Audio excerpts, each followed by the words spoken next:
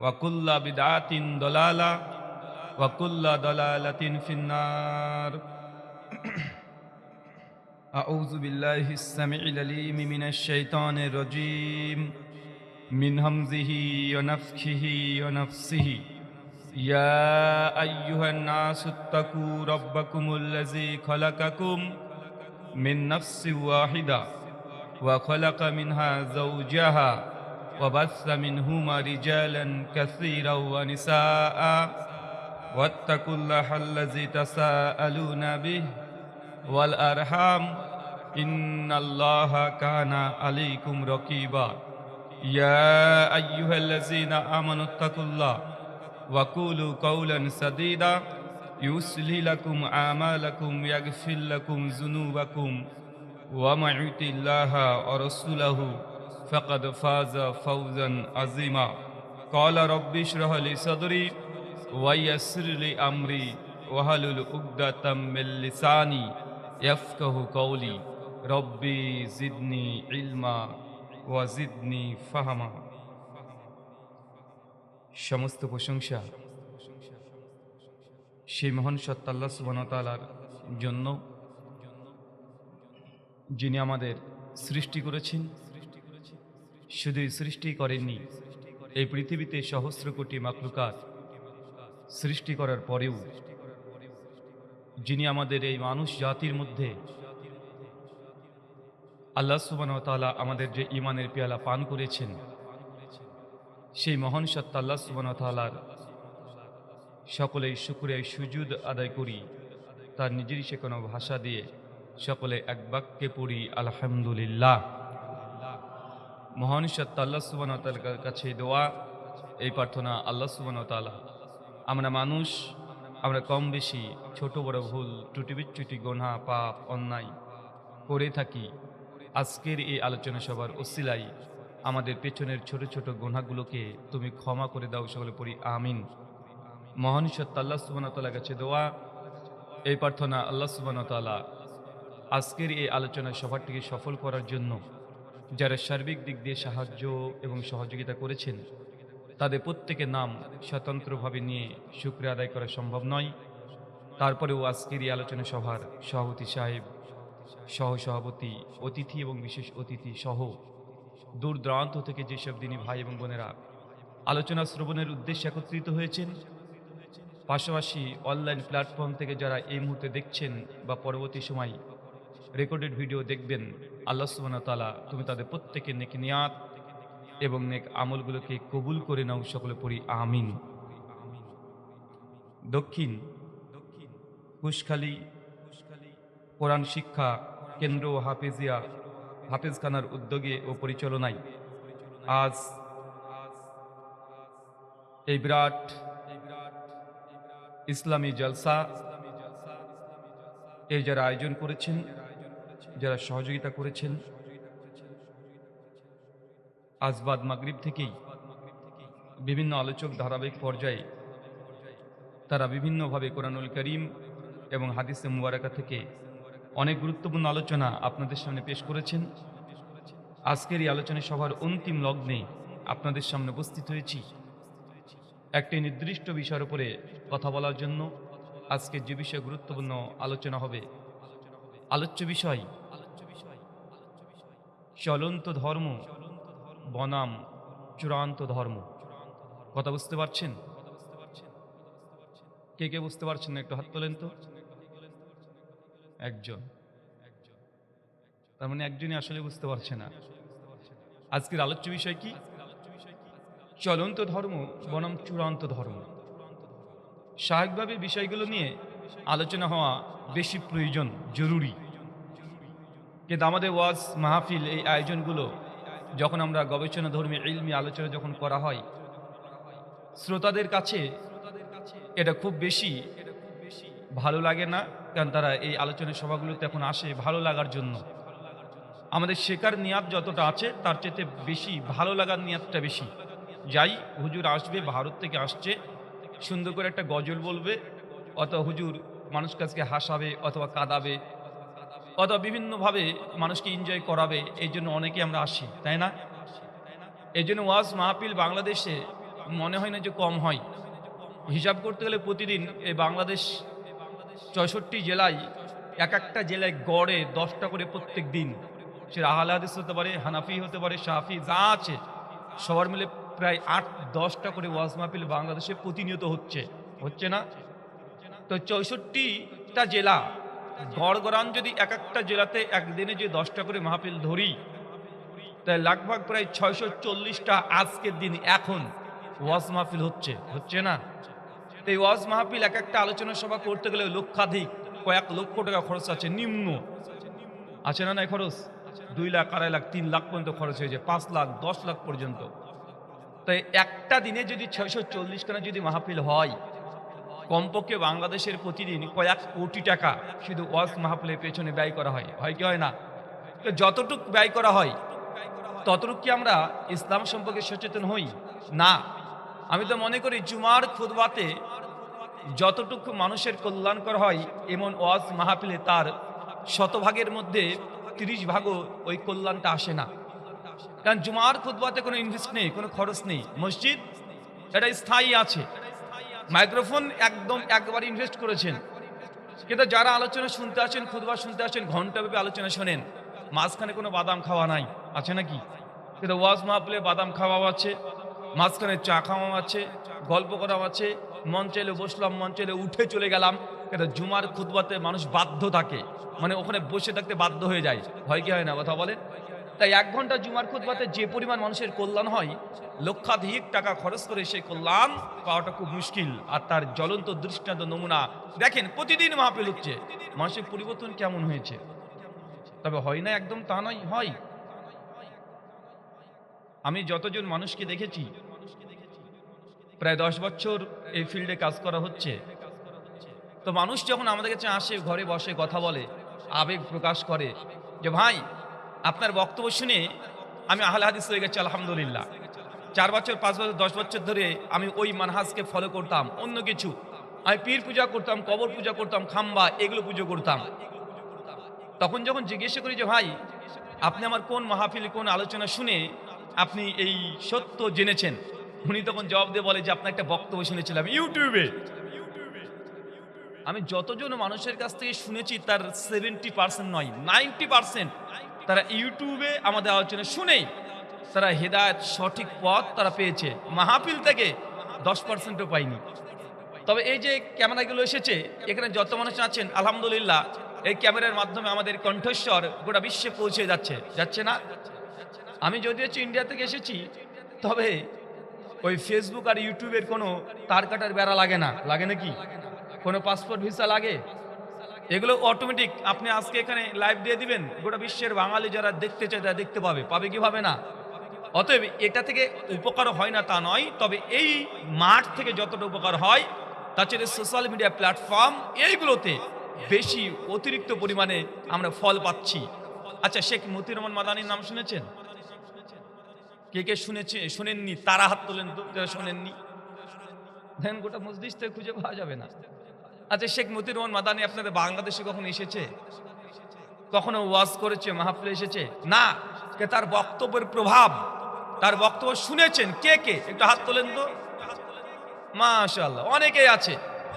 এবং যারা অধিকাংশ ক্ষেত্রে সহিহ আকীদা, এই আহলুল হাদিসের মানহাজকে চিনেছে, যদি বাংলাদেশের প্রেক্ষাপট বলছি না, যদি ওভারঅল ধরা যায় 10 জন মানুষের মধ্যে 4 জন শেখ মাদানির বক্তব্য শুনে তিনি মোটামুটি এই ইসলামের এই যে আহলুল হাদিস যে সহিহ আকীদার মানহাজ তারা প্রথম শুনেছে কিসের মাধ্যমে?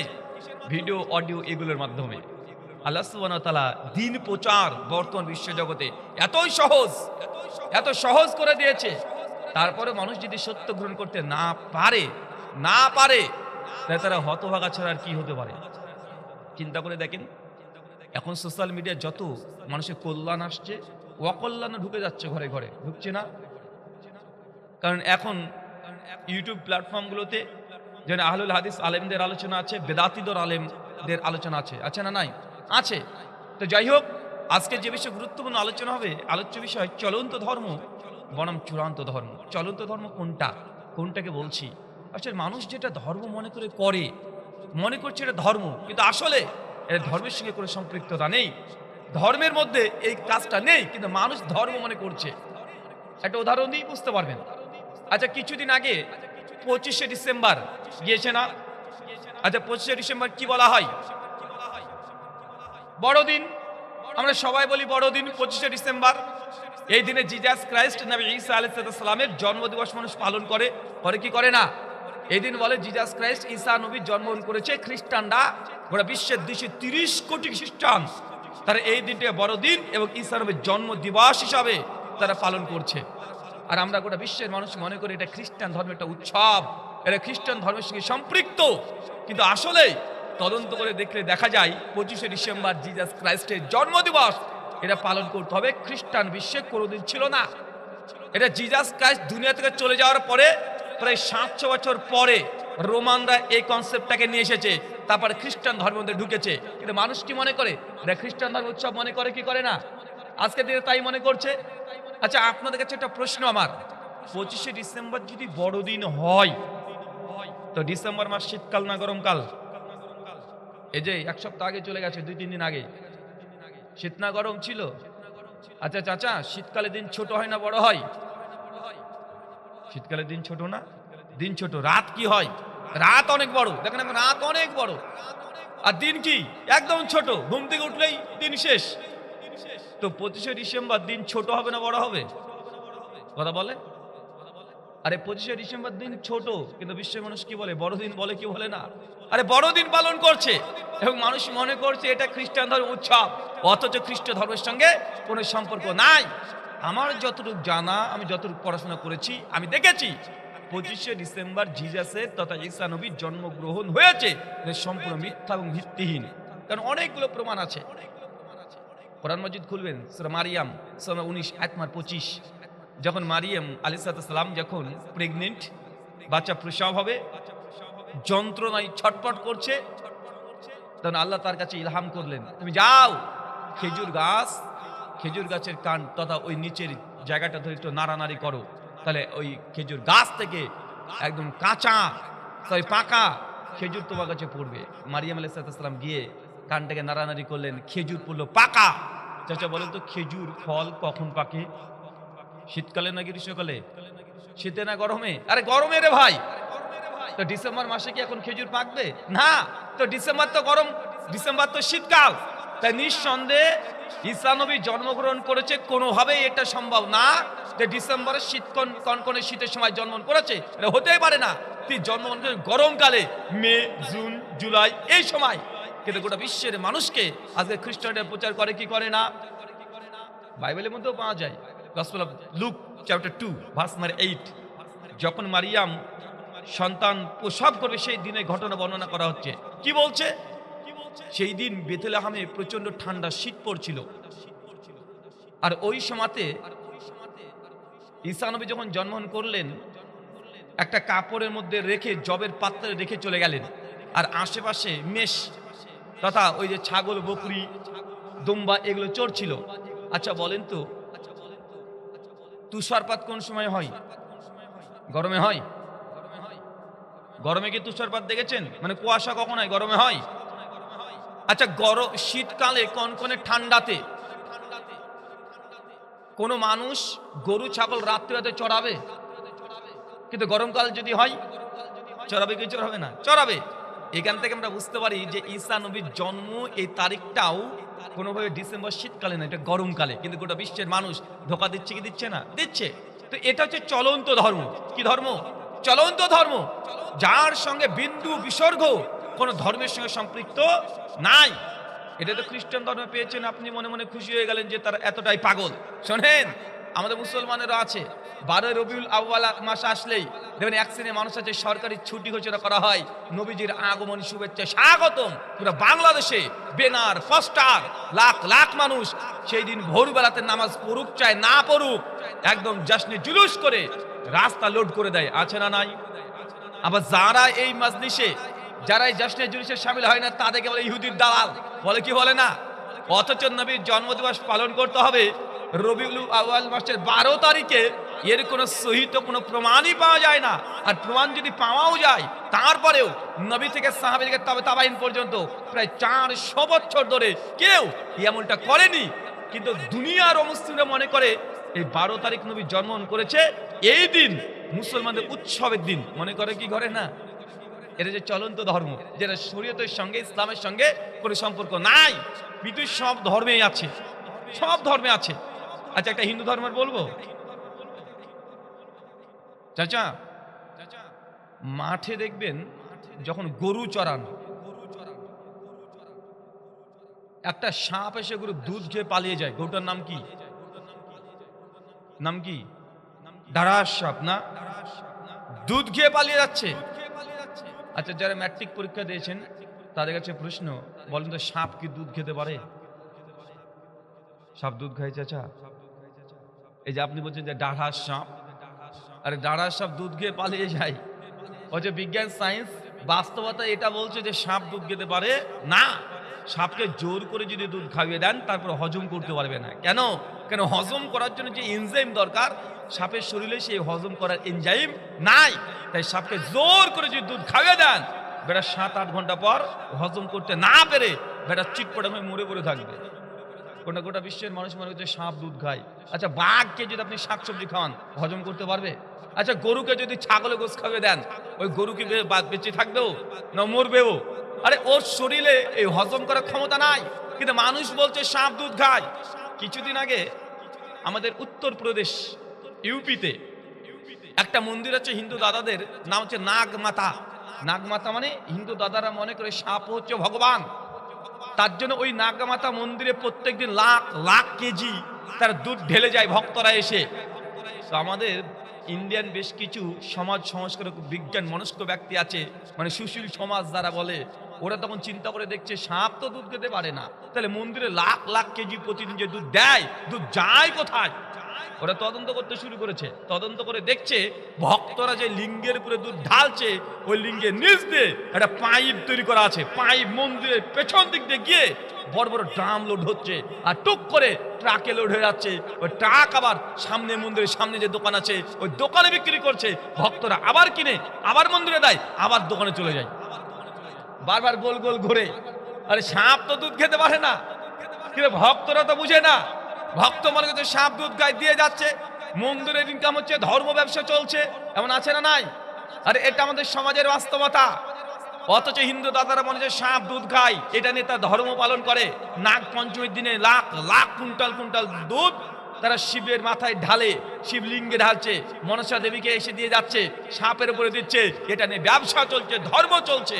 অথচ এটা চলন্ত ধর্ম। পৃথিবীর সব ধর্ম এরকম পাওয়া যায়। আচ্ছা, মানুষ মারা গেলে দেখেছেন মাথা কামাই? মাথাকে কামায় না? আমাদের সনাতন হিন্দু দাদারা কামায় না? কামায় দেখবেন। আচ্ছা বলেন তো, মাথাকে নেড়া মানুষ কখন করে দেয়? চুরি করলে, ডাকাতি করলে, জেনা ব্যভিচারে ধরা পড়লে কি করে? মানে সে যদি কোনো অপরাধ করে তার কি করে দেয়? মাথা নেড়া করে দেয়, করে দেয় না? কিন্তু মানুষ মারা গেছে তো কি রে ভাই, এটা কি অপরাধ? আরে মানুষকে তো নেড়া তখনই করে যখন কোনো বদনামের কাজ করে ফেলেছে। আমি আপনাকে এগুলো বলে কোনো অপমান করতে চাচ্ছি না, আমি বলতে চাচ্ছি যে চলন্ত ধর্ম বনাম চূড়ান্ত ধর্মের মধ্যে পার্থক্য আছে। আপনি যে ধর্ম সমাজে দেখছেন এগুলো আসলে চলন্ত ধর্ম না চূড়ান্ত ধর্ম বিশ্লেষণ করতে হবে। চূড়ান্ত ধর্ম কোনটা? আমরা মনে করি যেটা কোরআনে আছে, যেটা হাদিসে আছে। এটা যদিও আপনার যদি বিরুদ্ধে চলে যায়, সমাজের বিরুদ্ধে চলে যায়, রাষ্ট্রের বিরুদ্ধে চলে যায়, তারপরেও আল্লাহর বিধান যেটা, এটাই চূড়ান্ত ধর্ম। সুনান তিরমিজি হাদিস না 2786, আল্লাহ নবী বলেছেন কোন নারী যদি সুগন্ধি মাখে, সুগন্ধি মেখে যদি রাস্তায় বের হয়, আর তার সুগন্ধি যদি কোনো পুরুষ মানুষ যদি ঘ্রাণ পেয়ে যায়, আল্লাহ নবী ডাইরেক্ট বলছে নারী হচ্ছে জেনাকারিনী, বাংলা ভাষায় নারী হচ্ছে বেশ্যা। কথা আপনার যতই খারাপ লাগুক, কিন্তু এটাই হাদিসে যেহেতু আছে, সহিহ সনদে প্রমাণিত, আপনাকে মেনে নিতে হবে। এটাই চূড়ান্ত ধর্ম। কথা কি বুঝতে পারছেন? চূড়ান্ত ধর্ম ওটাই যেটা হাদিস দ্বারা প্রমাণিত আছে, কোরআনুল কারীমের মধ্যে স্পষ্ট প্রমাণ আছে। সমাজে চাই সেটা থাক চাই না থাক, যেটা প্রমাণ আছে, আপনার ভালো লাগুক চাই না লাগুক, এটাই চূড়ান্ত ধর্ম।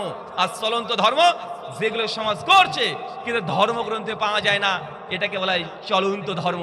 আল্লাহ সুবহানাহু ওয়া তাআলা এই কনসেপ্ট, এই বিষয়টা আগে আপনাদের বোঝার তৌফিক দান করুক, আমিন। চাচা দেখবেন সমাজের মধ্যে আমরা মারামারি করি, কি নিয়ে? বিভিন্ন বিষয় নিয়ে আমরা মারামারি করছি।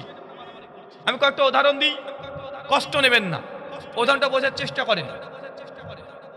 ধরেন এক শ্রেণীর আলেম আছেন যারা বলছে মুনাজাত, সম্মিলিত মুনাজাত এই করা এটা জায়েজ, ফতোয়া আছে না নাই মার্কেটে। আবার আরেক দল বলছে না না না, করাটা বেদাত, ফতোয়া আছে না নাই। এই নিয়ে মসজিদের মধ্যে ভাগ আছে না নাই? মসজিদের মধ্যে ভাগ আছে। বাপ ছেলের সঙ্গে মারামারি হয়, মাঝে মধ্যে মসজিদে মারামারি লেগে যায়। কেন? একদল মুনাজাত করে আর এক দল করে না। এখন আমার কথাটা আপনি বোঝার চেষ্টা করেন। ধরেন যারা মুনাজাত করছে এদের দলে কি আলেম নাই? কথা বলেন। আরে এদের দলে বড় বড় আলেম।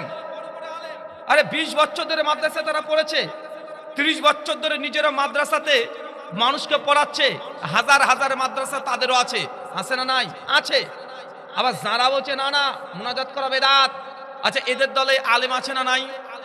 আরে এদের দলে বড় বড় আলেম, এদের দলে মক্কা মদিনা থেকে পড়ে আসা মাদানী আলেম আছে। এরা 20 বছর ধরে নিজে মাদ্রাসায় পড়েছে, 40 বছর ধরে বুখারীর এরাও দাস দিচ্ছে। এদেরও জুব্বা আছে, এদেরও পাগড়ি আছে, এদেরও জিব্বাও আছে। দুই দল একদম সেম সেম, আছে না নাই? কিন্তু ফতোয়ায় গন্ডগোল হয়েছে কি হয়নি? হয়েছে। এখন জনগণ তো আমরা বিপদে, যে একজন বলছে মুনাজাত বেদাত আর একজন বলছে দাত। এখন জনগণ আপনি কি করবেন? আমরা তো ভাই কোরআন হাদিস জানি না, আমরা তো মক্কা মদিনায় পড়েও আসিনি, তো জনগণ আমরা তো বিভ্রান্ত। আরে কোন হুজুরের কথা মানবো? তো জনগণের আশা কি এই দুই হুজুরকে গাছে টাঙিয়ে বেধড়ক পেটাও, সব ঠিক হয়ে যাবে। আমরা বলি তো নাকি, আমরা হুজুরদেরকে দোষ দিয়ে দিই। আর আপনি এটা মানে খুব পটু হুজুরদের ভুল ধরতে। যাই হোক, প্রশ্ন করছে হুজুর আমাদের মসজিদের ইমামের দাড়ি ছোট ছোট, নামাজ হবে? যে প্রশ্ন হচ্ছে সে দাড়ি চাচা, মানে যে প্রশ্ন হচ্ছে তার দাড়ি নাই, আর হুজুরের একটু দাড়ি ছাঁটা আছে, এর জন্য নামাজ হবে কি হবে না? তো বেচারা তোমার দাড়ি চাঁচা অবস্থা যদি নামাজ হয়ে যায়, তো উনি একটু দাড়ি ছেটেছে, তার কি নামাজ বাতিল হয়? আমি তাই মানে এ বলছেন যে আপনি দাড়ি ছোট করে ফেলেন, মানে আমাদের সমাজে এমনটাই প্রবলেম দেখা যায়। চাচা আবার বুঝেন, এই দলের আলেম বলছে জায়েজ, এই দলের আলেম বলছে না জায়েজ, বেদাত। যদি বেদাত হয় তাহলে গুনাহের কাজ, পাপের কাজ। যদি বেদাত হয় হাউজে কাউসারে পানি পাবেন না, বেদাত হয় তাহলে শাফাত পাবেন না, বেদাত হলে জাহান্নামে যেতে হবে। একমত তো আমরা, তাই না? আচ্ছা এই দল বলছে না মুনাজাত জায়েজ। আচ্ছা জায়েজ কাজ করলে কি হয়? নেকি হয়। তাহলে মিলাদ জায়েজ, তো যারা করছে তাহলে কি হবে? নেকি হবে, তাই তো? এখন কোনটা যে ঠিক আমরা তো ঠিক করতে পারছি না। দুই হুজুরি মারামারি করছে, শত শত বছর ধরে মারামারি লড়ে আছে, লেগে আছে, কেউ ফাইনাল করতে পারছে না। এখন আমার সাদা মনে ভাই কাদা নাই, আমি যতটুকু বুঝি দেখাচ্ছে যারা বলছে মুনাজাত মিলাদ সব জায়েজ, তো এরা এতদিন ধরে করেছে কি? নেকি পেয়েছে। চাচা কি পেয়েছে? জোরে বলেন কি পেয়েছে? নেকি পেয়েছে। যদি এদের ফতোয়া আল্লাহ তবে ঠিক হয়ে যায় তাহলে এতদিন ধরে এই মুনাজাত আর মিলাদ কিয়াম করে তার নেকি পেয়েছে। কিন্তু যদি এই দলের আলেমের ফতোয়া আল্লাহর দরবারে ঠিক হয়ে যায় তাহলে কি হবে চাচা? বেদাত। বেদাত করলে কি? কুল্লু বিদাতিন দালালা, প্রত্যেক বেদাত হচ্ছে ভ্রষ্টতা। যদি এই গ্রুপ আলেমের ফতোয়া আল্লাহর দরবারে ঠিক হয়ে যায় তাহলে আপনি মুনাজাত আর মিলাদ করে আপনি বিদআত করছেন, জাহান্নামে যাবেন। এখন আপনি সাধারণ মানুষ, কোরআন সুন্নাহ বুঝেন না, আপনি এখন কোন রাস্তা বাঁচবেন এটা আপনার বিষয়। আপনি কি এই হুজুরদের ফতোয়া আল্লাহ দরবারে যদি ঠিক হয়ে যায় তো নেকি পেয়েছেন, আর এদের ফতোয়া যদি ঠিক হয়ে যায় তা জাহান্নামে যাওয়ার জন্য কারণ ঘটিয়ে ফেলেছেন, তখন আপনি কোনটা করবেন দেখেন। শোনেন, ইসলামের নেকি করাটা যতটা না গুরুত্বপূর্ণ তার চাইতে পাপ থেকে, গুনাহ থেকে বাঁচাটা বেশি গুরুত্বপূর্ণ। পাপ থেকে বাঁচাটা বেশি গুরুত্বপূর্ণ নয়? জি। আপনার যদি নেকির প্রয়োজনীয় হয়, আপনি জনগণ, আলেম না, আপনি কোরআন হাদিস বুঝেন না, ভালো কথা বুঝলাম, তো আপনি যদি জান্নাত যেতে চান আপনার নেকির দরকার। কিসের দরকার? নেকির দরকার। তো নেকি নেওয়ার জন্য কি রাস্তার অভাব আছে নাকি আপনার? আপনার যদি নেকি প্রয়োজন হয়, প্রতিদিন ফজরের পর এক পারা করে কোরআন মাজিদ পড়েন। সুনান তিরমিজি হাদিস নাম্বার 2910, নবী বলছেন কেউ যদি কোরআনের একটা হরফ আলিফ লাম মিম 3 হরফ পড়েছে, 3 নেকি, কত নেকি লাগবে? প্রতিদিন এক পারা করে কোরআন মাজিদ পড়েন, আপনার এত পরিমাণে নেকি জমে যাবে, আপনার ক্যালকুলেটর নেকি ধরে রাখতে পারবে না। আপনি আর কত নেকি নেবেন? কেন আপনাকে ওই মুনাজাত করে নেকি কামানোর চেষ্টা করছেন? কেন আপনি ওই মিলাদের মতো জিনিস নিয়ে, যেটা ওলেমারা এখনো ঠিক করতে পারেনি শত শত বছর ধরে, এটা নেকির কাজ না গুনার কাজ? আপনি জনগণ কিছু বুঝেন না। আপনি ভিড়ের মধ্যে আলেমদের গোতাগতিতে আপনি কেন যাবেন? আপনার নেকির দরকার, জান্নাত দরকার। যেখানে আলেমদের মতভেদ নেই, আপনি সেই জায়গা থেকে নেকি কামাতে আপনার সমস্যা কোথায়? কেন আপনি ভিড়ের মধ্যে ঢুকতে যাচ্ছেন? কেন আপনি বেরিয়ে আসতে পারবেন না? নিজের যোগ্যতা নেই আপনার যে কোনটা হক কোনটা বাতিল বের করার। তো আপনার অবশ্যই উচিত যেখানে সন্দেহ নাই সেই জায়গা থেকে নেকিটাকে কামিয়ে নেওয়া। আপনার কত নেকি লাগবে? সহিহ মুসলিম কিতাবুত তাহারাত হাদিস না 263, আল্লাহ নবী বলছেন কেউ যদি প্রতিদিন শুধু অজুর পরে একবার কালিমা শাহাদাত পাঠ করে, আশহাদু আল্লা ইলাহা ইল্লাল্লাহু ওয়াহদাহু লা শারীকা লাহু, এই কালিমা শাহাদাত যদি কেউ একবার পাঠ করে, আল্লাহ নবী বলছেন ওই বান্দার জন্য জান্নাতের আল্লাহ 8টা দরজা খুলে দিবে। আল্লাহ বলবেন কোন দরজা দিয়ে আসার প্রয়োজন তোর? তো যে দরজা মন চায় সেই দরজাতে প্রবেশ কর। আর কি দরকার আপনার? ওই মিলাদ আর মুনাজাত করে নেকি নিতে হবে? হুজুররা এখনো ফাইনাল করতে পারেনি যে জাত হবে না বেজাত হবে, আর আপনি ওর মধ্যে ঢুকে আপনি বারবার সমাজের মধ্যে বিশৃঙ্খলা সৃষ্টি করার চেষ্টা আপনি করছেন, আর হুজুরকে বলছেন গাছে বেঁধে এদিকে পেটানোর দরকার। আর ঝামেলা তো আপনার। নেকি আপনার কত লাগবে? শোনেন, সুনান দারিমি হাদিস নাম্বার 1678, আল্লাহ নবী বলেন কেউ যদি প্রতিদিন 10 বার সূরাতুল ইখলাস পাঠ করে, মাত্র 10 বার। সূরা ইখলাস কোনটা চাচা? যে সূরাটাকে সূরা কুল নামে বুঝেন। কুল হুয়াল্লাহু আহাদ, বলো তিনি আল্লাহ এক এবং অদ্বিতীয়। আল্লাহুস সামাদ, তিনি আল্লাহ কারো মুখাপেক্ষী নন। লাম ইয়ালিদ ওয়া লাম ইউলাদ, তিনি আল্লাহ কাউকে জন্ম দেননি, তিনিও কারো কাছ থেকে জন্ম নেননি। ওয়া লাম ইয়াকুল্লাহু কুফুয়ান আহাদ, সেই আল্লাহর সমকক্ষ সমতুল্য কেউ নেই। কেউ যদি প্রতিদিন 10 বার সূরা ইখলাস পাঠ করে, নবী বলছেন বাইতুল ফিল জান্নাহ, তার জন্য জান্নাতে একটা ঘর আছে। আর কি লাগবে আপনার? আর কত নেকি দরকার আপনার জান্নাত যাওয়ার জন্য? মুসনাদ আবি আলাইহিস সালাম হাদিস, আল্লাহ নবী বলেন কেউ যদি প্রতিদিন মাগরিবের পর 100 বার সুবহানাল্লাহ, 100 বার আল্লাহু আকবার, 100 বার কালিমা লা ইলাহা ইল্লাল্লাহ, এই বাক্য যদি কেউ প্রতিদিন 100 বার যদি পড়ে, আল্লাহর নবী আলাইহিস সালাম তিনি বলছেন সেই বান্দার আমলনামায় আসমান থেকে জমিন এমন কোন জায়গা থাকবে না যারা নেকি দিয়ে পূর্ণ করবে না। আর কত নেকি নেবেন আপনি? আর কত নেকি নেবেন? নসরত হুজুর বলে দিয়েছে আরে ইল্লাল্লাহ জিকির করো। আরে নবী বললেন আফজালুজ জিকরি লা ইলাহা ইল্লাল্লাহ, সবচেয়ে উত্তম জিকির লা ইলাহা ইল্লাল্লাহ। কিন্তু হুজুর বলে দিয়েছে ইল্লাল্লাহ জিকির করো। প্রমাণ কি?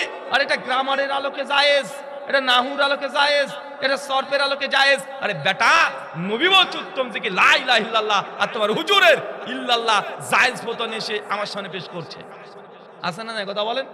আরে নবীর স্পষ্ট দলিল, তোমার হুজুর বললে জায়েজ, তার গ্রামারের পাণ্ডিত্য থেকে, তার নাহু সার্ফের বুঝ দিয়ে সে বুঝেছে এটা জায়েজ। কিন্তু আল্লাহর দরবারে যদি না জায়েজ হয়, যাবেন কোথায়?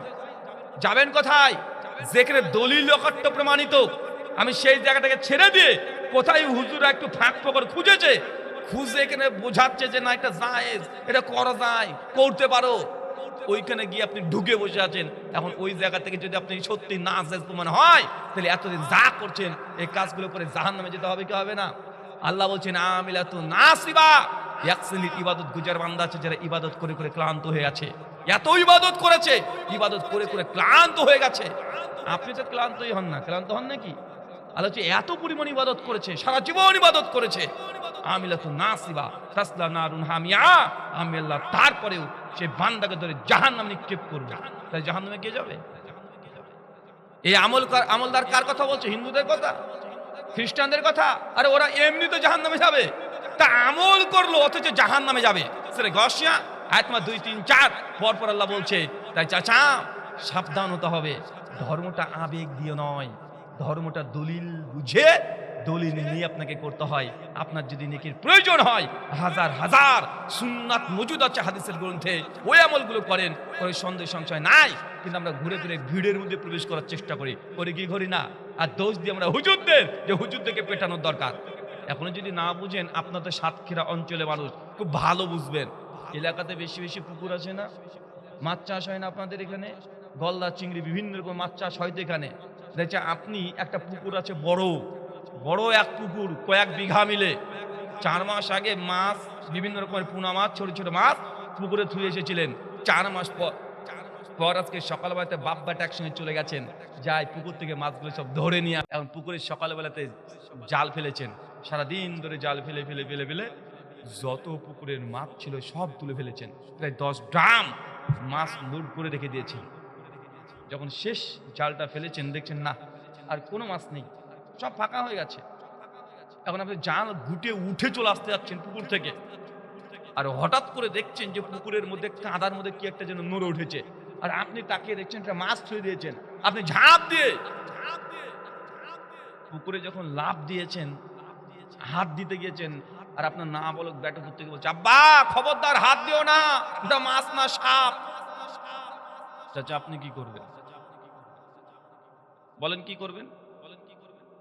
আপনি মনে করলেন মাছ বলে ঝাঁপ দিয়ে গর্তে হাত ঢুকাতে গিয়েছেন, কাদার মধ্যে ধরবেন। আর ব্যাটা না বলক 7 বছরের ছেলে, হাঁটুর বয়সের ছেলে, আপনার গাল টিপলে এখনো দুধ বের হবে, ও চাব্বা ধরুন ওটা মাছ না সাপ। তখন আপনি কি করবেন বলেন?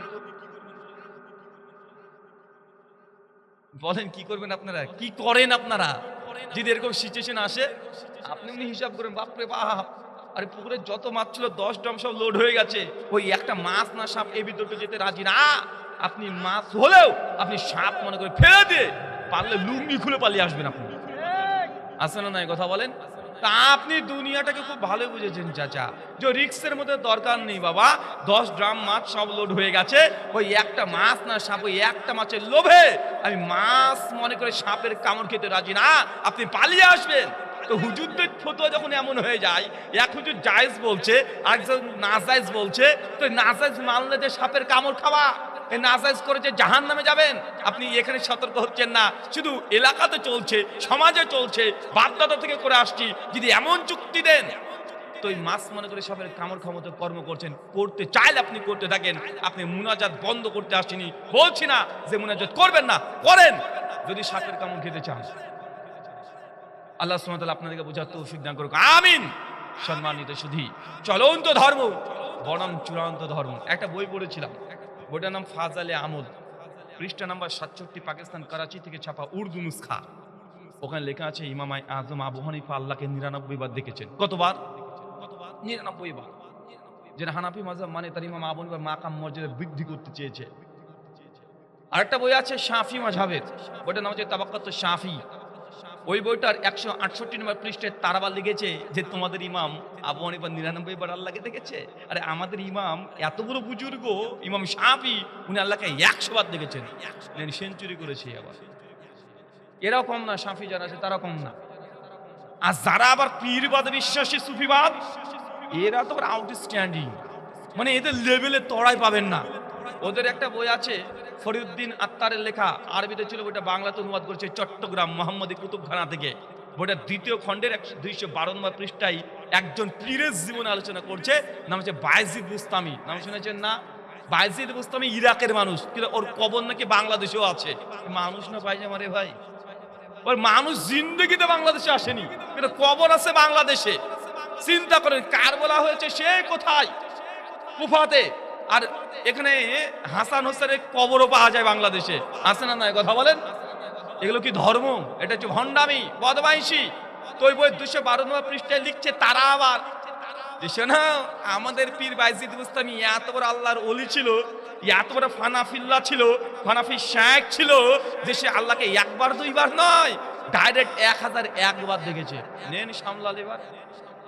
কে বলছে 99 বার, কে বলছে 100 বার, কে বলছে 1001 বার। এখন দেখেন যে কতবার কে দেখেছে, পাল্লা পাল্লি চলছে এখন। আমার সাদা মনে ভাই কাঁদা নাই। আমার একটা প্রশ্ন, যে আল্লাহকে কি দেখা যায়?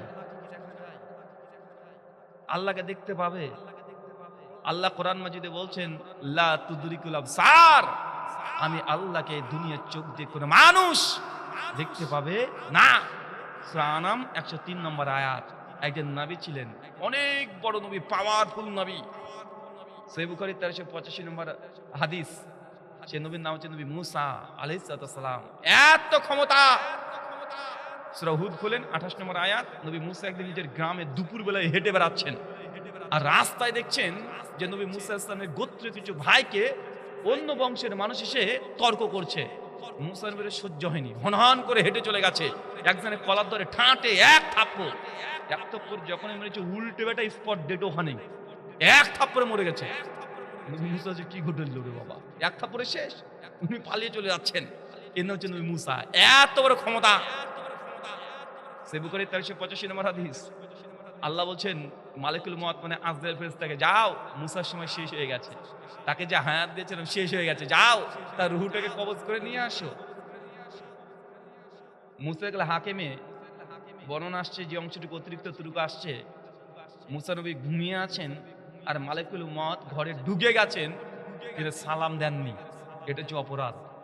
সালাম না দিয়ে ঢুকে পড়েছেন, ঘুমাচ্ছেন। যে মুসা নবী খোঁচাখুচি শুরু করেছে, মানে ঘুম থেকে জাগানোর চেষ্টা করছে। ঘুম থেকে উঠে দেখছে সামনে মালিকুল মউত বসে, ঠাঁটে আর এক থাপ্পড়, ওকে এক থাপ্পড় মেরেছে। মালিকুল মউতের চোখ, এই ডান চোখ এই বেরিয়ে এসে মাটিতে গড়াগড়ি খাচ্ছে। ফেরেশতা একদম ভীত দৌড় আল্লাহ, আল্লাহ আরে কার কাছে পাঠিয়েছো? দেখাও সারা, মারাও সারা। এর নাম কি কথা বলেন? এর নাম মুসা আলাইহিস সালাম। এত বড় ক্ষমতা, এত বড় পাওয়ার। একটা মানুষ মেরেছে, এর ফেরেশতাকে ধরেছে, ফেরেশতাকেও ছাড়েনি, আমাদের নবীকেও ছাড়েনি। নবীকে বারজাখী জীবনে যখন নবী মিরাজ থেকে ফিরে আসছেন, 6 নম্বর আসমানে নবী মুসা দাঁড়িয়ে নবীকে বলছেন, কি হয়েছে? আল্লাহর সঙ্গে সাক্ষাৎ করে আসলেন, আল্লাহ কি দিয়েছে বলেন, এবার বলে যান কি দিয়েছে। নবী তখন বলছেন যে ফারাজা খামসিন সালাতান, আমার উম্মত কালা 50 ওয়াক্ত নামাজ দিয়েছে। মুসা নবী যে যান, ফিরে যান, ইলা রাব্বিক, রবের কাছে যান, আপনার উম্মত 50 ওয়াক্ত নামাজ আদায় করতে পারবে না, যান, ঘুরে যান। আমাদের নবী কিন্তু আসমানে কোনো কথা বলছে না, প্রতিবাদও করছে না, তাই আল্লাহ কাছে চলছে, আল্লাহ নামাজ কমিয়ে দাও। আল্লাহ নামাজ কমিয়ে দিয়েছে। এসব কত কমিয়েছে? তো এত কমিয়েছে, যান আবার নামাজ এখন উম্মত পারবে না, আবার কমিয়ে নিয়ে আসেন। নবী আবার যায়, আবার বলে, আবার যায়, যাওয়া আসা করতে করতে শেষে বলছে কত আছে? বলছে 5। বলছে আবার যান। আল্লাহ নবী বলছেন, আমাদের শেষ নবী, যে আমার লজ্জা লাগছে যে আল্লাহ 50 ওয়াক্ত থেকে 5 ওয়াক্ত করে দিয়েছে, উম্মতে মুহাম্মদ এই 5 ওয়াক্ত আদায় করতে পারবে না, আমি কিভাবে রবের কাছে যাব? আমি আর যেতে পারবো না, আমি লজ্জা বোধ করছি। আপনারা মনে করছেন আর একবার গেলেই হতো? 50 থেকে 5 যখন হয়েছে, আর একবার যদি চলেই যেত তো সে জুমার নামাজটাই থাকতো। আর তার পাক্কা সব মুসলমান, জুমার দিন আমরা সবাই কম বেশি মসজিদে যাই, নামাজ পড়তে যাই। তো আল্লাহ তখন ঘোষণা করেছে মুসা নবী আর আল্লাহ নবীর সামনে, শোনো, উম্মতে মুহাম্মদ যদি 5 ওয়াক্ত সালাতের হেফাজত করতে পারে, আমি আল্লাহ তাদের আমলনামায় 50 ওয়াক্তের সম্পূর্ণ নেকি দিয়ে দিব। নামাজ কমে গেছে, ফজিলত কমেনি, নামাজ কমে গেছে, আল্লাহ নেকি কমিয়ে দেন নাই। 5 ওয়াক্ত করবেন, 50 ওয়াক্তের নেকি পাবেন। এখন চিন্তা করে দেখেন, আসমানেও নবী মুসা আলাইহিস সালাম, আল্লাহর নবী, সর্বশেষ নবী, তাকে ধরে ওখানে বারবার পাঠাচ্ছেন, বারবার পাঠাচ্ছেন। ক্ষমতা দেখেছেন কত বড় ক্ষমতা? ভাগ্যিস সেদিন ধরেছিল, নচেত 50 ওয়াক্ত মানে মসজিদে শুয়ে থাকতে হতো, ও বাইতার আশা লাগতো না, ওই কাজ কামার করা যেত না। আরে উম্মত তো 5 ওয়াক্ত আদায় করতে গিয়ে হাঁপিয়ে যায়, এই তো মাগরিব, এই তো এসে, এই তো ফজর, ঘুরে ঘুরে চলে আসে। মুসা নবী সবই করেছেন, একটা মানুষ মেরেছেন, নবীকে আকাশে ধরেছেন, ফেরেশতাকেও মেরেছেন, বাকি বার কে আছে? আর কেউ নাই, এখন আল্লাহ আছে। বাকি কে আছে? আল্লাহ। হঠাৎ করে জেদ করেছে, আল্লাহ আমি তোমাকে দেখবো, এ তোমার দেখা দাও। আল্লাহ বলছে, মুসা আমাকে দেখ, তুমি দেখতে পাবে না। যে আল্লাহ না, আমি দেখবো। যে মুসা আমাকে বিশ্বাস করে না। আল্লাহ আমি তো বিশ্বাস করি, বিশ্বাসে কোনো ত্রুটি নাই, কিন্তু আল্লাহ আমি দেখতে চাই। দেখবেন অনেক সময় বাচ্চা ছেলেরা বাবা মার কাছে সে জেদ করে। কি জেদ করে? মা কাছে ছোট ছেলে এসে বলছে, মা আইসক্রিম খাবো, এমন শীতকালে আইসক্রিম খেতে হবে না, বলছে না মা আমি খাবো, এই শীতকালে আইসক্রিম খেলে ঠান্ডা লেগে যাবে। ছেলে বলছে, মা আমি সোয়েটার পরে খাবো। এখন বলতে সোয়েটার পরে খেলে তার কি ঠান্ডা লাগবে না? আরে মা যে ঠান্ডার কথা বলছে, সন্তান সেই ঠান্ডা বুঝেনি। তো মুসা নবী আল্লাহকে, আল্লাহ তুমি দেখবো। আল্লাহ কোরআন মাজিদ সূরা আরাফ আয়াত নম্বর 43 অবতীর্ণ করে জানাচ্ছেন আমাদেরকে, লান তারানি, মুসা কখনই তুমি আমাকে দেখতে পাবে না, তাও যেতে হবে না। আল্লাহ আচ্ছা ঠিক আছে, চলে এসো একদিন। সূরা আরাফের 53-55 পর আয়াত, তুই তুর পাহাড়ে চলে আসবে, তোমাকে দেখিয়ে দেবো। তোমার দেখার যখন এতই শখ, নবী মুসা একদম খুশি মনে তুর পাহাড়ের কাছে চলে গেছে, আল্লাহকে দেখবে। আর আল্লাহ তাআলা নূরের যা তাজাল্লি জাস্ট একটু প্রকাশ করেছে, মুসা নবী উল্টি অজ্ঞান হয়ে ওখানে পড়ে আছে। চিন্তা করে দেখেন, নবী মুসার মতো এত বড় প্রভাবশালী ক্ষমতাবান নবী আল্লাহর নূরের তাজাল্লি দেখে স্থির থাকতে পারে না, আর বাংলাদেশের গাজাখোর পীর উনিকে আল্লাহকে মাঝে মধ্যেই দেখে। বুঝলেন, আমরা দর্শন করি, আল্লাহর সঙ্গে দিদার করি, কেউ 99 বার, কেউ 100 বার, কেউ 1001 বার। আর দেওয়ানবাগী পীর ওটা মানুষ না কি কে জানে, ওয়াজা সাইজ মানে আমার মতো 6টা হলে গেলে ও একটা হবে। ওই কিছুদিন আগে বেচারা আপদ এই পৃথিবী থেকে বিদায় নিয়েছে, মারা গেছে। আমি তো বলেছিলাম বেচারাকে কবর দিলি কে, আল্লাহর ওলি, ওকে একদম ছাদের উপরে থুয়ে দিবি, ডাইরেক্ট আল্লাহর সঙ্গে দিদার করবে, ওকে কবরে ঢুকালি কেন? ওর সামনে কিছুদিন আগে যখন রোহিঙ্গা মুসলিমদের উপরে নির্যাতন হচ্ছিল, ওর এক মুরিদ এসে হচ্ছে পীর সাহেব, রোহিঙ্গা মুসলিমদের উপরে তো নির্যাতন হচ্ছে মায়ানমারে, বারমাতে, তো আমাদের এখন করণীয় কি? বেচারা ভিডিও এখন মজুদ আছে, বলছে বাবা গতকাল রাত্রিতে আমি আল্লাহর সঙ্গে মিটিং করেছি। ওই যে মিটিং আল্লাহ বলেছেন ইন্নাল্লাহা মা'আস সাবিরিন, তোমরা ধৈর্য ধারণ করো, আমি তোমার সঙ্গে আছি। দেখেছেন কত বড় খাটাস, ওনাকে আল্লাহর সঙ্গে দিদার করেছে, মিটিং করেছে, আর আল্লাহ বলেছে যে তুই ধৈর্য ধারণ কর, কিছু করা লাগবে না, আল্লাহ ঠিক ওদেরকে সাইজ করে ছেড়ে দিবে। তো বাংলার মানুষ মনে করছে আল্লাহকে দেখা যায়, আর দেখা যায় এই মর্মে একাধিক বইপত্র রচনা করেছে। আমি যা কোরআন সুন্নাহ থেকে দেখেছি যে আল্লাহকে দেখা যায় না, এই দুনিয়ার চোখ দিয়ে দেখতে পাবেন না। সাহাবীরা প্রশ্ন করছেন নবীকে, সহিহ বুখারী খুলে দেখেন 824 নম্বর হাদিস 824, নবীকে বলছে ইয়া রাসূলুল্লাহ আল্লাহকে কি আমরা কখনোই দেখতে পাবো না? আল্লাহ নবী তখন বলছেন, যখন আকাশে কোনো মেঘ থাকে না দিনের বেলায়, সূর্যকে দেখতে কোনো সমস্যা হয়? সাহাবী বলছে লা ইয়া রাসূলুল্লাহ, না আমাদের কোনো সমস্যা হয় না। বলে ঠিক এইভাবে তুমি তোমার রবকে দেখবে যখন জান্নাতে যাবে, জান্নাতি চোখ দিয়ে। প্রথম যে নিয়ামত আল্লাহ আপনাকে দিবেন সেটা আল্লাহর দিদার। যাকে এতদিন না দেখে বিশ্বাস করেছেন, আপনি তাকে দেখে দেখে বিশ্বাস করবেন। আরে কোরআন মাঝে শুরু হচ্ছে জালিকাল কিতাব লা রাইবা ফি হুদাল লিল মুত্তাকিন। সবাই জানেন যে আপনাকে আলিমুল গায়েব, গায়েবে বিশ্বাস করতে হবে কি হবে না? কেউ যদি আল্লাহকে দেখে নাই তাকে গায়েব থাকলো, কথা বলেন, যে কেউ আল্লাহকে দুনিয়াতে দেখে নাই তাকে গায়েবে বিশ্বাস করা হলো? আরে না, আপনি ফেরেশতাকে দেখতে পাবেন না, এটা গায়েব। আপনি জিন, অনেকে জিনকে দেখা যায়, জিন এসেছে আরবি শব্দ জুনুন থেকে, জুনুন মানে অদৃশ্য, আনটাচেবল, যাকে আপনি টাচ করতে পারবেন না, ধরতে পারবেন না, জিনকে দেখা যায় না। তো জিন যদি কোনো কিছুর মধ্যে প্রবেশ করে সেই জিনিসটাকে দেখতে পাবেন, জিনের আসল সুরাত আপনি দেখতে পাবেন, কথা বলেন না। এখন আল্লাহকে দেখা যায় কি যায় না, এটা নিয়েও বাঙালির মধ্যে অনেক ঝামেলা। আমাদের বাড়ি আমার যেখানে, ওখান থেকে প্রায় ওই 12-13 কিলোমিটার দূরে একটা মন্দির আছে হিন্দু দাদাদের। মন্দিরদের হচ্ছে কালী মন্দির। কালীর কিন্তু অনেকগুলো রূপ আছে, একটা শ্মশান কালী, একটা শ্যামা কালী। তো ওনার পণ্ডিতের দাবি ওই কালী পূজা নাকি জাগ্রত দেবী মানে মাঝ মধ্যে হেঁটে হেঁটে চলে চলে বেড়ায়। তবে একটা পণ্ডিতের সঙ্গে আলোচনার সাপেক্ষে তখন বলছিলাম যে পণ্ডিতজি আপনি কি ভগবানকে দেখেছেন? বলছে কেন দেখবো না, ভগবানকে তো দেখেছি। আমি তখন বললাম যে কোরআন বলছে লা তুদরিকুল আবসার, আল্লাহকে দেখা যায় না। আর আপনাদের একটা ধর্মগ্রন্থ আছে কেন উপনিষদ, অধ্যায় নম্বর 1 শ্লোক সংখ্যা 5 আর 6, দুটো মন্ত্র আছে স্পষ্ট ভাবে। মন্ত্র বলবো, মন্ত্র কি বলছে দেখেন, এন্নামানুসেনা মানুতে হুনামা হুরমাতান তাদেব ব্রহ্মাম্মাত্মাম বিদ্দিনে দাং এদিতামুপাসতে এনা চাক্ষাত পাশ্যতি এনা চাক্ষাত শিপাস্যতি তাদেব ব্রহ্মাম্মাত্মাম বিদ্দিনে দাং এদিতামুপাসতে। যে ব্যক্তি বলে মহান সত্য ঈশ্বরকে আমি চোখ দিয়ে এনা চাক্ষাত পাশ্যতি, এই চোখ দিয়ে আমি পরিদর্শন করেছি, সেই সত্যিকার ঈশ্বরকে দেখে নাই। কারণ যিনি সত্য ঈশ্বর হবেন তাদেব ব্রহ্মাত্মাম বিদ্দিনে দাং এদিতা উপাসতে, তাকে কখনো কোনোভাবে এই দৈব চোখ দিয়ে, দুনিয়ার চোখ দিয়ে পরিদর্শন করা সম্ভব না। তাই কোনো হিন্দু ঠাকুর যদি বলে যে ঈশ্বরকে দেখেছি, আর কোন হুজুর মৌলভী সাহেব যদি বলে আল্লাহকে দেখেছি, জেনে রাখবেন দুটো মাল নির্ভেজাল মিথ্যা কথা বলছে। আমাদের আয়েশা রাদিয়াল্লাহু তাআলা তিনি বলছেন, সহিহুল বুখারী কিতাবুত তাওহীদ হাদিস 7380, আম্মাজান বলছেন ওমান হাদ্দাসাকা আন্না মুহাম্মদ সাল্লাল্লাহু আলাইহি সাল্লাম রাই রাব্বাহু ফাকাদ কাযাব, যে ব্যক্তি বলবে নবীও সচক্ষে আল্লাহকে দেখেছে, এই ব্যক্তি ডাহা, এক নাম্বার মিথ্যাবাদী। এবার তো আমাদের নয়, এবার ধোকার আম্মাজান আয়েশা বলছে, কিন্তু মানুষকে জনগণকে ধোকা দেয়। একটা গ্রামে একটা হাক্কানি পীর আছে। হাক্কানি পীর বুঝেন তো আবার, মানে হাক্কানি পীর। আর তার পাশের গ্রামে আরো কিছু ছোট ছোট পীর সাহেব আছে, তাদেরও মুরিদ আছে, খুব বেশি না, হালকা পাতলা আছে। আর এই পীর দিন দিন জনপ্রিয়তা হয়ে যাচ্ছে, জনপ্রিয় হয়ে যাচ্ছে। কেন?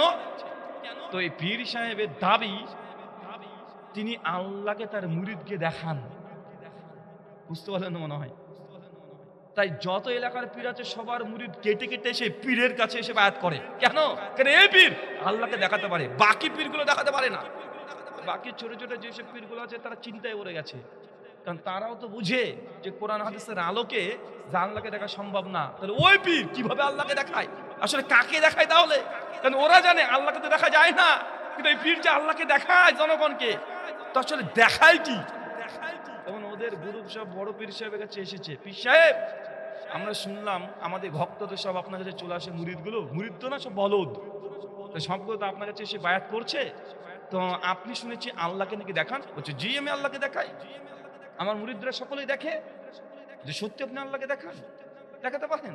যে জি দেখাতে পারি। যে আমাদেরকে দেখাতে পারবেন? যে অবশ্যই পারবো, কেন পারবো না। তো ওই পীর যখন এসেছে তার ভক্তদেরকে নিয়ে এসেছে, বড় পীর তখন বলছে অবশ্যই দেখাতে পারবো। ওনারা তখন বলছে ঠিক আছে আল্লাহকে আজকে দেখবো। এই বড় পীর তখন বলছে আজকে নাই বাবা, কয়েকদিন পরে আসবে, ডেট দিয়ে দিয়েছে। বলছে ভক্ত নিয়ে আসবে সঙ্গে, একা একা আসবে না, সব ভক্ত নিয়ে কয়েকদিন পরে পীরের দরবারে, বড় পীরের দরবারে চলে এসেছে। বলছে পীর সাহেব দেখান, আল্লাহকে দেখান। উনি তখন ওই ছোট ছোট 4-5টা পীরকে একসঙ্গে নিয়েছে, মুরিদ সবাই দাঁড়িয়ে, আর বড় পীর তখন মাইকে ঘোষণা দিচ্ছে শোনেন, আমি যখন বলবো আপনাদেরকে, মানে এই 4জন যে ছোট পীর ওই গাছের ওই ফাঁক দিয়ে আল্লাহকে দেখতে পাবেন, ঠিক আছে তো? ওই গাছের ফাঁক দিয়ে যখন তাকাতে বলবো তখনই তাকাবেন, ঠিক আল্লাহকে দেখে নেবেন। ওনারা বলছে আচ্ছা ঠিক আছে তাকাবো। তখন বলছেন জনগণের সামনে মাইক নিয়ে বড় পীর, শোনেন আল্লাহ হচ্ছে আর কুদ্দুস, আল্লাহ হচ্ছে পাক এবং পবিত্র, কোন বেজানমা কিন্তু আল্লাহকে দেখতে পাবে না। বুঝেননি মনে হয়? বলছে আল্লাহ চাল কুদ্দুস, আল্লাহ একটা নাম, আল্লাহ পাক এবং পবিত্র, কিন্তু কেউ যদি বেজন্মা হয় আল্লাহ তাকে কিন্তু দেখা দেবে না, কারণ আল্লাহ পাক এবং পবিত্র। এই বেচারা এখন বিপদে পড়ে গেছে, কারণ এরা তো কোরআন হাদিস মোটামুটি বিশ্বাস বুঝে যে আল্লাহকে দেখা সম্ভব নয়, কিন্তু জনগণকে বুঝিয়ে দিয়েছে, জনগণ তো আর বুঝে না। জনগণ তো ঠিকই তো বলেছে আল্লাহ তো পবিত্র, আল্লাহকে অপবিত্র নাকি যে আল্লাহ নাপাক ব্যক্তিকে দেখাবে? তখন পীর সাহেবকে তখন বলছে, এই পীর বড় পীর বলছে আমি যখন বলে তাকাতে তখনই তাকাবেন, সমস্যা নেই, তাকান, ওই দেখুন ওই দেখুন গাছে, দেখতে পাচ্ছেন, দেখতে পাচ্ছেন? এই বেচারা কিছুই দেখতে হয় না, দেখতে পাচ্ছেন, দেখতে পাচ্ছেন? কিন্তু যদি বলে দেখতে পাচ্ছেন না, জনগণ বলে বেজন্মা, এর মুরিদ গাইটি মানে একটা থাকবে না। ও তো বলে হ্যাঁ হ্যাঁ হ্যাঁ দেখতে পাচ্ছি, দেখতে পাচ্ছি, দেখতে পাচ্ছি। এটা হচ্ছে আমাদের জনগণের কাছে পীর সাহেবদের কারামত। পীর সাহেবদের এইভাবে কারামত দেখায়। ওই বায়েজিদ বুস্তামির জীবনীতেও লেখা আছে যে বায়েজিদ বুস্তামি নাকি 3 দিনের রাস্তা, 3 মাসের রাস্তা একদম 3 সেকেন্ডে কিভাবে যে উড়ে চলে যায়। বাংলাদেশের একজন বক্তা আলোচনা করছে তার পীর সাহেব যে হাক্কানি পীর প্রমাণ করার জন্য কিভাবে। বলছে একদিন ভোলাতে প্রোগ্রাম করতে গিয়েছিল, সেই সময়তে তো আর এই যে নদী পথে তার ব্রিজ ছিল না, সেই সময় তো শুধু নদী, একদম নদী। তো প্রোগ্রাম করে রাত্রিতে যখন আসছে, গভীর রাত্রি, হঠাৎ ঝড় বৃষ্টি, কুয়াশাচ্ছন্ন, কিছু দেখা যায় না। তো পীর সাহেবের সঙ্গে মুরিদ আছে, মুরিদ তখন বলছে পীর বাবা কিভাবে নদী পার হবো, চতুর্দিকে অন্ধকার, ভয় লাগছে, পার হবো কিভাবে? মুরিদ তখন বলছে চিৎকার করে ডাকলাম মাঝি ভাই, দেখছি মাঝিও আর এই নদীতে কেউ নাই, একজন নাই, কেউ নেই, ফাঁকা। পীর বাবা তখন বলছেন যে বাবা তোমার কাছে জায়নামাজটা আছে না? জি আছে। বলছে দাও আমাকে। জায়নামাজটা পীরকে দিয়েছে, পীর নিচে পেতে দিয়েছে। পীর সাহেব তখন বলছে এই জায়নামাজে করে দাঁড়াও, দাঁড়িয়ে তুমি আমার নাম স্মরণ করতে থাকো। বলছে আমি উঠে সমস্যা জায়নামাজে। পীর সাহেবের নাম তখন স্মরণ করতে শুরু করলাম। পীর সাহেব ওই জায়নামাজে উঠলেন, উঠে তখন কি একটা বললেন, আমাকে বলে চোখ বন্ধ করে দিলাম। একটু বার দেখছি যায় নামাজ উঠতে উঠতে নদী পার করে দিল। লোকে বলছে সুবহানাল্লাহ, এখানে কি একজন বলল মানে উঠতে চলে গেছে। আমি তখন বলছি, যখন বক্তব্য শুনছি তখন বলছি এই মাল যে বক্তব্য ঝাড়ছে এখানে জনগণকে, এই মাল অনেকবার আলিফ লেলা ছোটবেলায় দেখেছি। ও আলিফ লেলাতে যে দেখেছে উঠতে যায় না, উড়ে নিয়ে চলে যায়, বেটা ওই ঘটনা পীরের নামে পুরোটাকে ঝেড়ে দিয়েছে। এমন আছে না নাই কথা বলেন? আরে পীরদের জীবনী পড়েন, ওটাই পাবেন ঘুরে ফিরে যে পীর সাহেব মরাকে তাজা করেছে, আকাশ দিয়ে উঠতে পেরেছে, কত কারামত আগের পীরদের, হাজার কারামত আপনার গল্প কেচ্চা খাইতে শুনতে পান। কিন্তু এখন কি পীর নাই? এখনকার পীর জন্মায় না, তাদের কারামত গেল কই? তারা আর কোনো কারামত দেখাতে পারে না কেন? তারা এখন উড়ে দেখাতে পারে না কেন? আগুনের মধ্যে ঝাঁপ দিয়ে মানে যেতে পারে না কেন? নদীর মধ্যে হেঁটে যেতে পারে না কেন? আগের পীর পারলে এখনকার পীর পারে না কেন? আমি যা দেখেছি তদন্ত করে, আসলে এই মূল সমস্যা যেই দিন থেকে ক্যামেরাগুলো আবিষ্কার হয়েছে, পীরদের কারামত সেই দিন গায়েব। ক্যামেরা আবিষ্কার হওয়ার সঙ্গে সঙ্গে পীরদের কোনো কারামত দেখা যায় না। আমি গত বছর শেখ মুজাফফর বিন মোহসেন হাফিজুল্লাহর মাদ্রাসাতে বলেছিলাম, বাংলাদেশের কোনো হাক্কানি পীর, কারণ তাদের পীর মাত্র আকাশে উড়তে পারে, তো উড়ে দেখাতে হবে না, আমি ঢাকা শাহজালাল বিমানবন্দরে পীর বাবাকে নিয়ে ভিআইপি সিটে ঢাকা বিমানবন্দর থেকে বিমানে করে চড়বো। আকাশে যখন বিমান উঠবে, শুধু বিমানের দরজাটাকে খুলে দিয়ে পীর চোখে ধাক্কা দিয়ে নিচে ফেলে দেবো। পীর হিসেব শুধুমাত্র রাজশাহী বিমানবন্দরে বা যশোরে এসে সুন্দর করে ধীরে ধীরে ল্যান্ড করে দেখান। পীর সাহেব তুমি উঠতে পারো, কত তোমার কারামত, সব বইপত্র লেখা আছে তোমাদের। সবগুলো বইপত্র খুললে দেখবেন একটা অধ্যায় থাকে যে পীর সাহেবের কারামত, পীর সাহেবের কারামত। আরে কত কারামত! কিন্তু আজ পর্যন্ত কেউ আমরা দেখলাম না এই ক্যামেরা আবিষ্কার হওয়ার পরে যে পীর সাহেব কোনো কারামত দেখিয়েছে। হ্যাঁ, এখনো কারামত আছে, নাই বললে হবে না। কি জানেন, এই আমার পীর কেন উল্টা পাল্টা কথা বলছে? তুই জানো আমার পীর কি? তো কি তোমার পীর? বলছে আমার পীর 32 বছর ধরে দাঁত মাজেনি। এটা হচ্ছে পীরের এখনকার কারামত। 34 বছর ধরে আমার পীর সাহেব গোসল করেনি, 50 বছর ধরে উনি চুলই কাটেনি। তো এটা পীর নয়, এই অ্যামাজন জঙ্গলে জঙ্গলা ওই বন্য প্রাণী।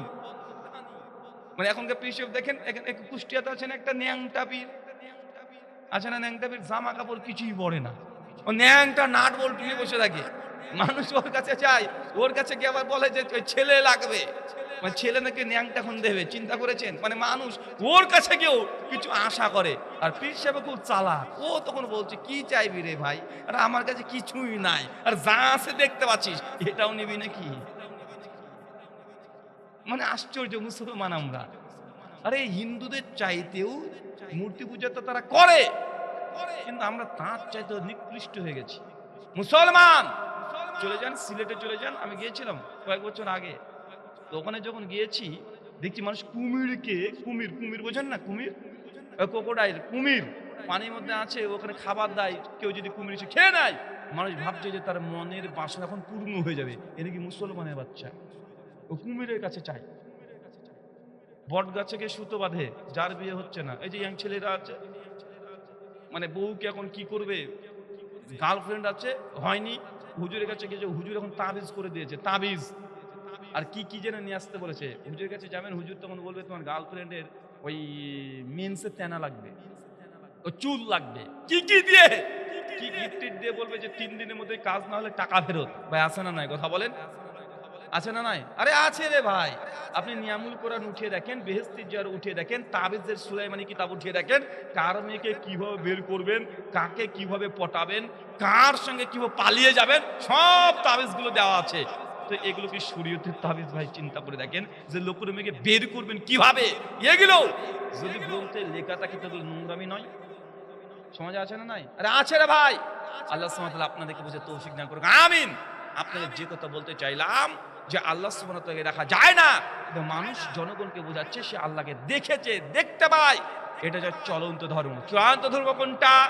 আল্লাহকে দেখতে পাবেন না, মৃত্যুর পর যখন আপনি জান্নাতে যাবেন তখন আপনি আল্লাহকে দেখতে পাবেন। আচ্ছা কয়েকটা প্রশ্ন আপনাকে করি। আচ্ছা বলেন তো, দাজ্জালের কোন চোখ কানা? জি, দাজ্জালের এক চোখ, কোন চোখ কানা? বলেন না রে ভাই, চাচা দাজ্জালের কোন চোখ কানা? ডান চোখ, ও বলছে এক চোখ, কে বলছে ডান চোখ। আর বলেন,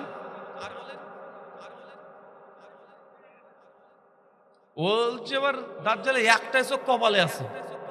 নেন ঠেলা, কত রকমের দাজ্জাল। আমরা বলি কানা দজ্জাল, দাজ্জাল তো না দজ্জাল। ওই বউ যদি একটু খারাপ হয় যে দজ্জাল বলে না, মানে দাজ্জাল একদম ফেভারিট পার্সন একদম মানুষের, মানে 19-20 হয়ে গেলে দাজ্জাল ট্যাগ লাগিয়ে দিই। চাচা, দাজ্জালে এই যে এক চোখ করে, দাজ্জালে এক চোখ না, দাজ্জালে দুটোই চোখ আছে। দাজ্জালে কয় চোখ? দুই চোখ। সহিহ বুখারী কিতাবুল ফিতান হাদিস নাম্বার 7123 আল্লাহ নবী বলছেন দাজ্জালের ডান চোখ এটা হচ্ছে কানা, এটা আঙ্গুর ফলের মতো দেখতে, ফোলা। সুনান ইবনে মাজাহ হাদিস নাম্বার 4071 কিতাবুল ফিতানে আসছে, উনি বলছেন দাজ্জালের বাম চোখটাও অন্ধ, ত্রুটিপূর্ণ, ওর মাংস এই চামড়া সামনে ঝুলছে, ঝলসানো। দাজ্জালে কয় চোখ পেলেন হাদিস থেকে? কয় চোখ পেলেন? আরে দুটো চোখ রে। ইমাম ইবনে হাজার আসকালী রাহিমাহুল্লাহ সহিহ বুখারীর 7123 নম্বর হাদিসের ব্যাখ্যা করতে গিয়ে ফাতুহুল বারীর মধ্যে বলছেন যে আমাদের মধ্যে ভুল ধারণা যে দাজ্জালের একটা চোখ, অথচ দাজ্জালের দুই চোখ। একটা চোখ পুরোটাই কানা, বেচারা কিছুই দেখতে পায় না, আর একটা চোখ হচ্ছে ত্রুটিপূর্ণ। কথা বুঝতে পারলেন? কিন্তু আমরা কি মনে করি? দাজ্জালের একটাই চোখ মনে করি, করি কি করি না? আচ্ছা, একটা প্রশ্ন করব, বলেন তো আশরাফুল মাখলুকাত কে? আরো জোরে বলেন। কথা বলেন না কেন? আপনার ঠান্ডা লাগছে? খেতে দেয়নি? পাড়াতে কেউ মারা গেছে নাকি রে ভাই? মনে হচ্ছে যে আপনি মরা বাড়িতে এসছেন। চাঁপাই নবাবগঞ্জ, দিনাজপুর ওইদিকে যদি প্রোগ্রাম করে বক্তা একটা কথা বলে 3বার ঠিক করে চিৎকার মারে, আর আপনারা সব ঘুমাচ্ছেন যে, জোর করে আপনাদের কথা বের করা যায় না। আচ্ছা বলেন, আশরাফুল মাখলুকাত কে? মানুষ। সবাই একমত তো? তাহলে ফেরাউন কি? বলেন আশরাফুল মাখলুকাত ফেরাউনকে। নমরুদকে বলেন আশরাফুল মাখলুকাত। হামানকে বলেন আশরাফুল মাখলুকাত। আবু জাহেল কি? বলেন আশরাফুল মাখলুকাত। আবু লাহাব, উতবা, শাইবা, বলবেন আশরাফুল মাখলুকাত। মানে সৃষ্টির সেরা, আল্লাহর সেরা সৃষ্টি আবু জাহেল, আবু লাহাব, ফেরাউন। আপনাদের বাংলাদেশে 5ই আগস্টের আগে যে ছিল, বলেন ওই মলটাকে আশরাফুল মাখলুকাত। বলেন তাসলিমা নাসরিনকে আশরাফুল মাখলুকাত। বলেন আমাদের দেশে যেটা আছে ওটা আশরাফুল মাখলুকাত। দেন ফতোয়া। কেন রে ভাই? কেন আপনি একটু আগে বললেন যে মানুষের আশরাফুল মাখলুকাত?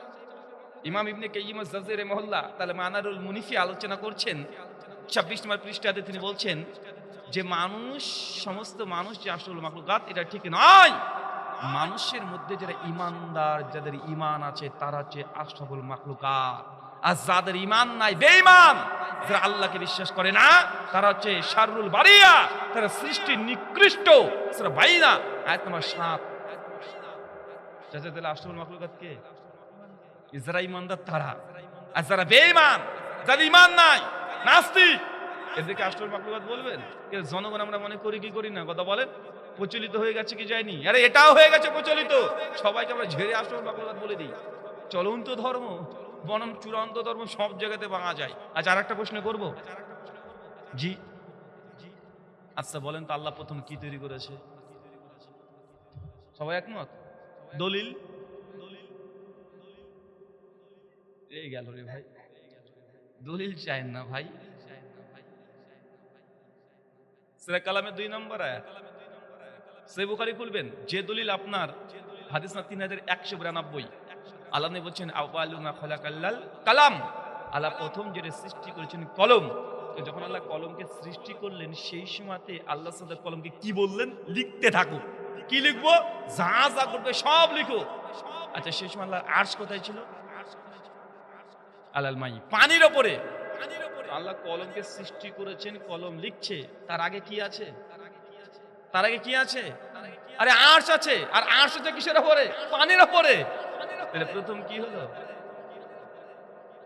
জি, শাইখুল ইসলাম ইবনে তাইমিয়া রাহিমাহুল্লাহ তার আকীদাতুল ওয়াসিয়ার মধ্যে আলোচনা করছেন।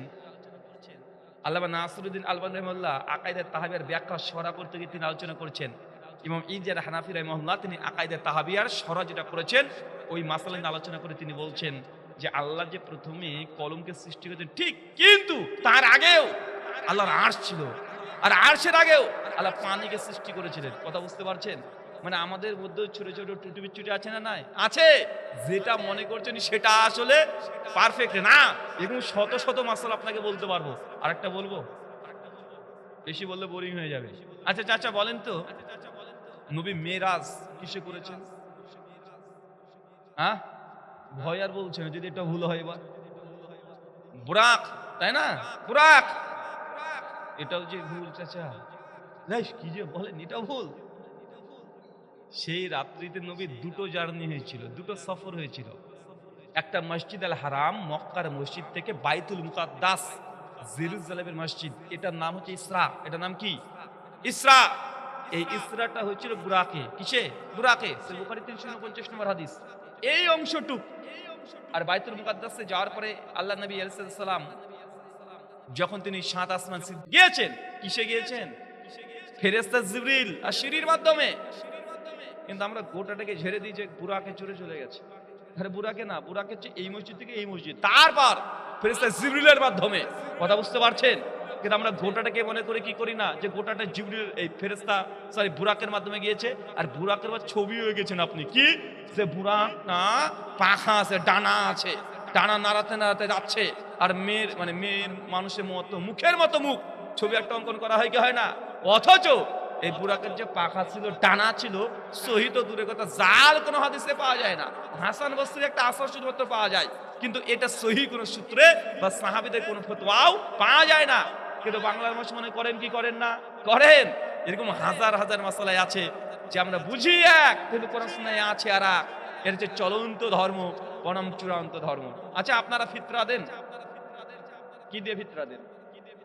হ্যাঁ, চাউল দিয়ে, তাই না? আচ্ছা, ইসলামী ফাউন্ডেশন ঢাকা বাংলাদেশ থেকে ফিতরা কি ঘোষণা করা হয়? টাকা। টাকা ঘোষণা করা হয় না? এবং মানুষ যুক্তি দিচ্ছে। কি যুক্তি? যুক্তি দিয়ে বলছে, দেখেন আমরা যদি ঈদুল ফিতরের আগে, ঈদের আগের দিন সবাই মিলে যদি চাল ডাল যদি গরিব মিসকিন মানুষটাকে দিই, তো গরিব মিসকিন মানুষটা কি ঈদের দিন চাল ডাল খিচুড়ি করে খাবে? আর ও তো সরিষার তেল কিনতে লাগা প্রয়োজন হতে পারে, গোশ কিনতে প্রয়োজন হতে পারে, জামা কাপড় লাগতে পারে কি পারে না? তাই আমরা যদি সবাই টাকা দিই, তাহলে গরিব মিসকিন মানুষটা ওই টাকা থেকে যা মন চায় তাই কিনবে। তো কোনটা ভালো হলো, খাবার না টাকা? কোনটা ভালো লাগলো? আরে বলেন না এখন কথা, ভালো কোনটা হচ্ছে তাহলে? টাকা। তা যা মন চায় তাই কিনবে।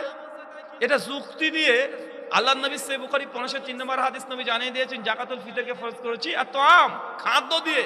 তা হাদিসকে ডিনাই করছে যুক্তি দিয়ে, আছে না নাই? আচ্ছা আপনাকে একটা প্রশ্ন করি, যদি এটাই হয়, গরিব মিসকিন মানুষের প্রতি যদি এত দরদ হয়, কুরবানি ঈদের 2.5 মাস পরে, রোজার ঈদের 2.5 মাস পরে আবার কি আসে? কুরবানি ঈদ আসে কি আসে না? আর কুরবানি ঈদের আগে যদি এইরকম যদি পণ্ডিতি করি আমরা, যে এত গোস্ত কি গরিব মানুষ খাবে, ওদের ফ্রিজ ট্রিজ নাই, এক কাজ করি, এলাকাতে 20 খান যদি গরু হয় আর 30টা যদি ছাগল হয়, তো 10টা গরু 10টা ছাগল জবাই করব, বাকি গরু ও ছাগলগুলো বিক্রি করে দিয়ে 3 ভাগের 1 ভাগ গরিব মিসকিন মানুষকে দিয়ে দিব। কুরবানি হবে? কেন চাচা, কেন হবে না? না কুরবানি দিলাম না, কুরবানির টাকাটা মানুষকে দিয়ে দিলাম, কুরবানি হবে? কেন হবে না চাচা? কিন্তু ফিতরাতে যখন আপনাকে বলা হয় বারবার কানে যে ভাই ফিতরা খাবার দিয়ে দাও, খাবার দিয়ে দাও, খাবার দিয়ে দাও, নবী দিয়েছে, কিন্তু আপনি মানতে চান, আপনি টাকাই বারবার দিতে চান, আছে না নাই? কথা বলেন। আপনি যুক্তি দিয়ে বলেন তাকে টাকা দিলে মানে একই তো ব্যাপার। আরে টাকা দিয়েছি তো একই ব্যাপার, তো আপনি কুরবানির পরিবর্তে টাকা দিয়ে দেন না, তখন দেন না কেন? কেন আপনি জানেন কুরবানি টাকা দিলে কুরবানি হক আদায় হবে না। ইবাদত হচ্ছে তাওকিফি, কোনো পরিবর্তন চলে না। আচ্ছা আপনাকে একটা কথা বলি, শোনেন, আপনি ফিতরা কেন দেন জানা আছে? ফিতরা আল্লাহ কেন ফরজ করেছে আমাদের জন্য? কি কারণে?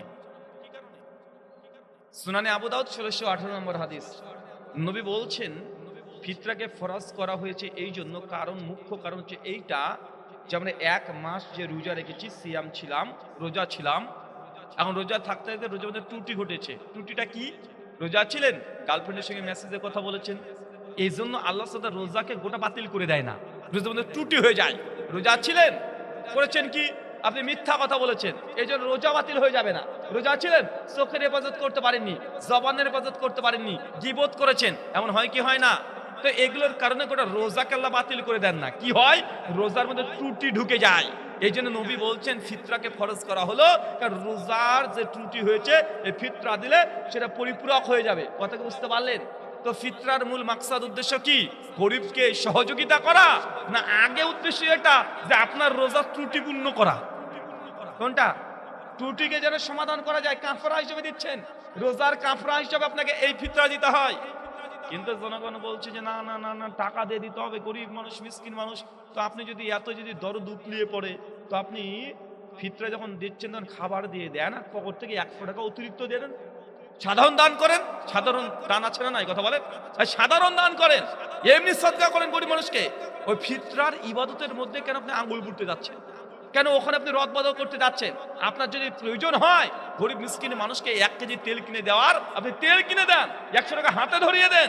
কিন্তু না দিয়ে ওই ফিতরার টাকা নিয়ে নড়চড় করতে শুরু করে দিয়েছি, আছে না নাই কথা বলেন চাচা? এখন আপনি যদি ফিতরার টাকা দিয়ে দিলেন, হুজুরের ফতোয়া শুনে, এখন দেখা যাচ্ছে হুজুরের ফতোয়া আল্লাহর দরবারে ভুল, সেই দিন কি করবেন? ওই যে সাপের কামড়, মনে আছে তো নাকি? এটা হুজুরের ফতোয়া খাবার দিয়ে জায়েজ, আর নবীর ফতোয়া খাবার টাকা দিয়ে জায়েজ, আর নবীর ফতোয়া না খাবার দিয়ে দিতে হবে। নবীর জামানায় দিনার ছিল, দিরহাম ছিল, টাকা পয়সা মুদ্রা ছিল। নবী যে দিয়েছে ফিতরা টাকা দিয়ে, জাল হাদিসও পাওয়া যায় না। সহিহ তো দূরের কথা, জাল হাদিসও পাওয়া যায় না। কোন সাহাবীর নাম ধরে একটা জাল হাদিসও নাই যে সাহাবীরা টাকা দেখা এই ফিতরা দিয়েছে। কিন্তু আপনি কেন দেবেন? কেন আপনি ডিমান্ড করবেন? কেন এই দাবি করবেন যে নবী দেয়নি, সাহাবী দেয়নি? আপনি এখন যুক্তি দিয়ে চলে আসছেন। আচ্ছা,